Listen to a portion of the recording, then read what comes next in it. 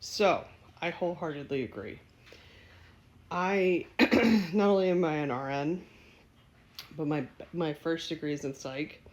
And granted, it's only a bachelor's degree, but still, I have a little bit of understanding, probably more than the average bear when it comes to um, dementia processes and um, some of the stuff that goes on in the brain. So, but I do feel like a psych, neuropsych, um, and medical evaluations should be the gold standard. I think going forward, I think if anything, um, going forward, we really need to take this time and learn from it. There needs to be some changes. Both this time is in like Trump 2.0, but I mean more like Glitch McConnell. That lady in Texas who's living out of assisted living. Like, clearly, we are abusing a system, and it's not just Dumpty that's doing it. It is systemically happening in Congress, and that's a little fucking scary. So, but what I think, here's the thing. There's a lot of people are in the comments in the original video saying it's frontal temporal lobe dementia, and I'm not saying it isn't. It could be. Here's the thing, though. You are trying to.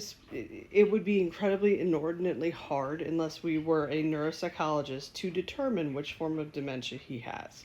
We all have to keep that in mind, because so Trump, likely, I think a lot of people, he did struggle with reading. I think I don't think that that's something controversial to say.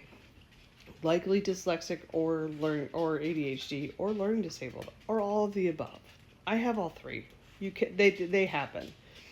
You can get the package deal at the Neurospicy store. But yeah, so just because somebody is learning disabled or dyslexic or ADHD does not in any way, shape, or form mean that they are unintelligent. It just means that their brain is wired differently.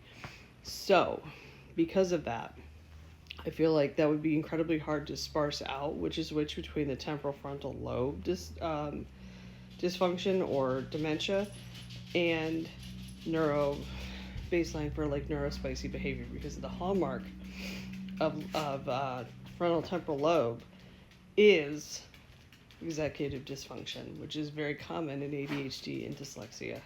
The other thing is that sparsing out between Alzheimer's and narcissistic personality, oh my god, you wouldn't think that they would be related, but yeah they are. And it just makes narcissism makes nothing better. Okay, it intensifies so much stuff when it comes to dementia, because you cannot tell if this is something that somebody is feeling important or feels like is important because they are narcissistic, or if they are losing their fucking shit. It's kind of one of those that there's a lot of overlap with him on this. And anytime you add that sprinkle of narcissism to an already tough situation, it's gonna just magnify it and just make it so much worse sometimes.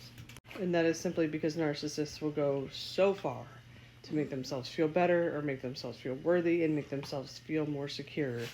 And that sometimes will get in the way of figuring out what the fuck else is happening with them.